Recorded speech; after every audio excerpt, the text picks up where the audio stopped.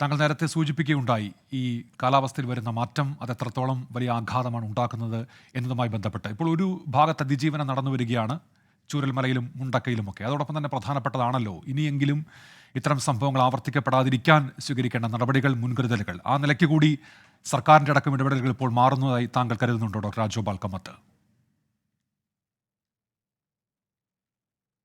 സർക്കാർ നിസ്സഹായരാണെന്നാണ് എനിക്ക് തോന്നുന്നത്. കാരണം അവർക്ക് ഈ ക്വാറികളെ ഒന്നും നിയന്ത്രിക്കാനായിട്ട് സാധിച്ചില്ല. ഇല്ലീഗൽ ക്വാറിങ് തടയാനൊന്നും സാധിച്ചിട്ടില്ല. നമ്മൾ എത്രയോ കാലമായിട്ട് ഈ കൂട്ടിക്കൽ മുതൽ പറഞ്ഞുകൊണ്ടിരിക്കുകയാണ്, ഇനിയും ഇതുപോലെ മൃതദേഹങ്ങൾ വാരിയെടുക്കേണ്ടി വരും, അതുകൊണ്ട് ഇനിയെങ്കിലും ഈ പ്രോഗ്രാം നിർത്തണം.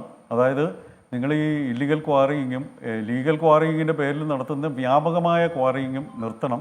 വളരെയധികം നിയന്ത്രിതമായിട്ട് മാത്രമേ പശ്ചിമഘട്ടത്തിൽ ഇനി ക്വാറിങ് നടക്കാം. അതും എക്കോ സെൻസിറ്റീവ് സോൺ ഒഴിവാക്കിക്കൊണ്ട് മറ്റിടങ്ങളിൽ, അതായത് വലിയ പാരിസ്ഥിതിക നാശമില്ലാത്ത ഇടങ്ങളിൽ, അതായത് പശ്ചിമഘട്ടം ഒഴിവാക്കിക്കൊണ്ടുള്ള ഇടങ്ങളിൽ ക്വാറിങ് നടത്തുക. കാരണം മനുഷ്യർക്ക് പാറയൊക്കെ വേണമല്ലോ, വീടൊക്കെ വെക്കാൻ പാറയൊക്കെ വേണം. അപ്പോൾ അതുകൊണ്ട് ഈ ഒരു പരിസ്ഥിതിക്ക് ഒരു ഹാനിയും വരാത്ത ഇടങ്ങൾ കണ്ടുപിടിച്ച് അവിടെ സർക്കാരിൻ്റെ വലിയ നിയന്ത്രണത്തിൽ ക്വാറിങ്, ഒന്നുകിൽ അത് ദേശസാൽക്കരിക്കുക ക്വാറിങ്ങുകൾ മൊത്തം, അല്ലെന്നുണ്ടെങ്കിൽ മറ്റേതെങ്കിലും നിയന്ത്രണ മാർഗങ്ങൾ കൊണ്ടുവരിക. ഇപ്പോൾ തികച്ചും നിസ്സഹായരാണ്, ഹെൽപ്ലെസ്. അതായത് ദ ഗവൺമെൻറ് ഈസ് ഹെൽപ്ലെസ്. അതായത് അവർക്കൊന്നും ചെയ്യാൻ കഴിയില്ല. കാരണം ഈ ക്വാറികളെന്ന് പറയുന്നത്, ഈ ക്വാറികൾ നീരാളിപ്പിടുത്തം പോലെ പിടിച്ചിരിക്കുകയാണ്. കേരളത്തെ നീരാളികളെ പോലെ പിടിച്ച് വരിഞ്ഞ് മുറക്കിയിരിക്കുകയാണ്. അതുകൊണ്ടാണ് ഈ വലിയ ദുരന്തം ഉണ്ടായത്. 500-ലധികം ആളുകൾ മണ്ണിനടിയിൽ പോകാനായിട്ടുള്ള ഒരേ ഒരു കാരണമെന്ന് പറയുന്നത് ഈ ഇല്ലീഗലായിട്ടുള്ള നശീകരണ പ്രവർത്തനമാണ്.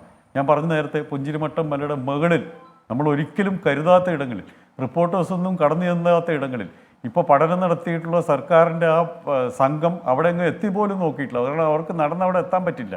ജിയോളജിക്കൽ സർവേ ഓഫ് ഇന്ത്യ ആകട്ടെ ഒട്ടും ആ ഭാഗത്തേക്ക് പോയില്ല. അവർ മഴയെ പഴിച്ചുകൊണ്ടാണ് പോയത്. ജിയോളജിക്കൽ സർവേ ഓഫ് ഇന്ത്യയുടെ ഒരു രസമെന്ന് പറഞ്ഞു കഴിഞ്ഞാൽ, കുറച്ച് നാൾ മുമ്പ് 2012 പുല്ലൂരംപാറ എന്ന് പറയുന്ന സ്ഥലത്ത് ഒരു ഉരുൾപൊട്ടലുണ്ടായി. കോഴിക്കോടിൻ്റെ സബർബിലാണത്.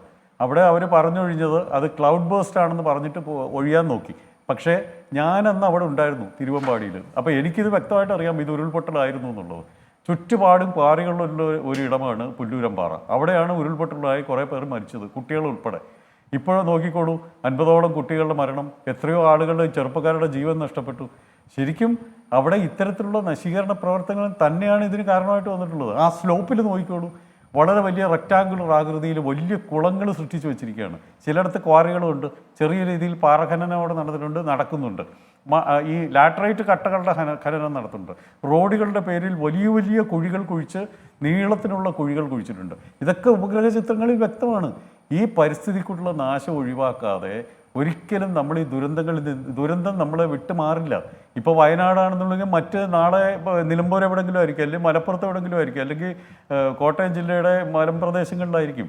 കാരണം ഈ എയറോസോൾ കണ്ടൻറ്റ് ഞാൻ പറഞ്ഞ പോലെ തുടർച്ചയായിട്ട് വന്നുകൊണ്ടിരിക്കുകയാണ്.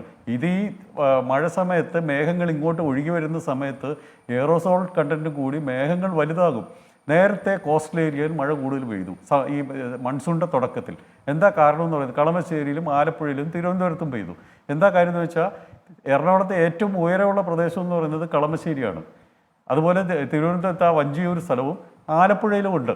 അപ്പോൾ ആലപ്പുഴയിൽ എയറോസോൾ കണ്ടൻറ്റ് കൂടി. കാരണം അത്രത്തോളം എയറോസോൾ കണ്ടൻറ്റ് വരാനുള്ള കാരണമുണ്ട്. കാരണം ബണ്ടിൽ നിന്നും മറ്റുമൊക്കെ ഈ ഓർഗാനിക് മാറ്റർ കൂടുതലായിട്ട് ഒഴുകിച്ചെല്ലുന്നത് ആലപ്പുഴയുടെ തീരദേശത്തേക്കാണ്. ഈ 3 ഇടങ്ങളിൽ തുടർച്ചയായിട്ട് കണ്ടിന്യൂസ് ആയിട്ട് വളരെ ശക്തമായ മഴ ആദ്യഘട്ടത്തിൽ പെയ്തു.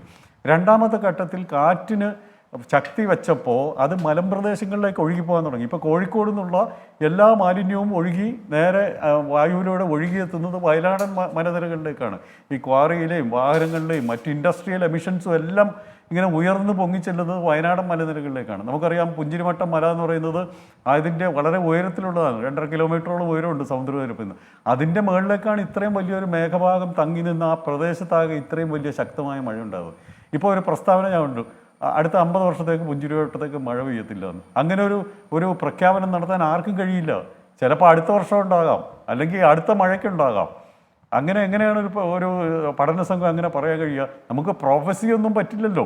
കാരണം അവിടെ നശീകരണ പ്രവർത്തനങ്ങൾ നടന്നിട്ടുണ്ട്.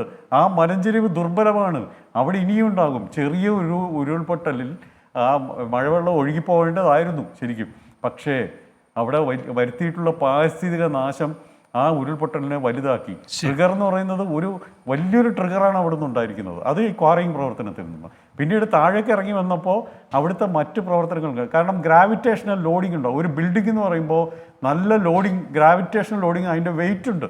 ഭൂമിക്കത് താങ്ങാൻ കഴിയില്ല. കാരണം സ്പോഞ്ച് പോലെ ആകും ഭൂമി വെള്ളം നിറഞ്ഞു കഴിയുമ്പോൾ, സാച്ചുറേറ്റഡ് ആയി കഴിയുമ്പോൾ. ആ പ്രദേശം മൊത്തം ഇറങ്ങിപ്പോയി. നമ്മളിപ്പോൾ ദൃശ്യങ്ങളിൽ തന്നെ കണ്ടില്ലേ എന്തുമാത്രം ശക്തിയോടുകൂടിയാണ് വെള്ളം ഇങ്ങനെ 1 കിലോമീറ്റർ താഴത്തേക്കാണ് ഒഴുകി വരുന്നത്. ഇത് സ്ലോപ്പാണ്. പുഞ്ചിരിമട്ടം, മുണ്ടക്കൈ, ചൂരൽമല എന്ന് പറയുന്നത് സ്ലോപ്പാണ്. അത് സൂചിപ്പാറയിലേക്ക് പോയിട്ടാണ് കറങ്ങിത്തിരിഞ്ഞ് പോത്തുകല്ലിലേക്കൊക്കെ പോകുന്നത്. അപ്പോൾ ശരിക്കും ഈ സ്ലോപ്പിൽ ഈ രീതിയിലുള്ള കൺസ്ട്രക്ഷൻസ് ഒരിക്കലും ഈ രീതിയിൽ അനുവദിക്കാൻ പാടില്ല, ബഹുനില കെട്ടിടങ്ങൾ. അപ്പോൾ മനുഷ്യനിർമ്മിതമായ ദുരന്തം എന്ന് പറയുന്നതിന് പറയാതിരിക്കേണ്ട. അത് തീർച്ചയായിട്ടും മനുഷ്യനിർമ്മിതമായ ദുരന്തമാണ്. അതിൻ്റെ ട്രിഗർ ഉണ്ടാക്കിയതും മനുഷ്യൻ തന്നെയാണ്. പിന്നെ മഴയെ മാത്രം പഴിക്കേണ്ട. മഴ തീർച്ചയായിട്ടും ഒരു കാരണമായിട്ടുണ്ട്. പക്ഷെ മഴ മൂലം ഉണ്ടാകുന്ന ചെറിയ ഉരുൾപൊട്ടലിനെ ഇത്രയും ഭീതിതമായിട്ടുള്ള ദുരന്തമാക്കിയത് മനുഷ്യർ തന്നെയാണ്. കുറച്ച് പേർ, അവിടെയുള്ള കുറച്ച് പേർ, എല്ലാവരും അല്ല, കുറച്ച് പേർ. അവിടെ തോട്ടത്തൊഴിലാളികളൊക്കെ ഉണ്ട്, അവരുടെ സെറ്റിൽമെൻ്റൊക്കെ ഉണ്ട്, അവരൊന്നും അല്ല. കുറച്ച് പേർ, ആ പ്രകൃതിയിൽ കൈകടത്തിയ കുറച്ച് പേർ, അതിന് കൂട്ടുനിന്നവർ. ഞാൻ കൂട്ടുനിന്നവർ എന്ന് പറയുമ്പോൾ എല്ലാ മേഖലയിലുള്ള കൂട്ടുനിന്ന ആളുകൾ ഇതിൻ്റെ പിന്നിലുണ്ട്. അതുകൊണ്ടാണ് ഈ ദുരന്തം ഇത്രയും വലുതായത്.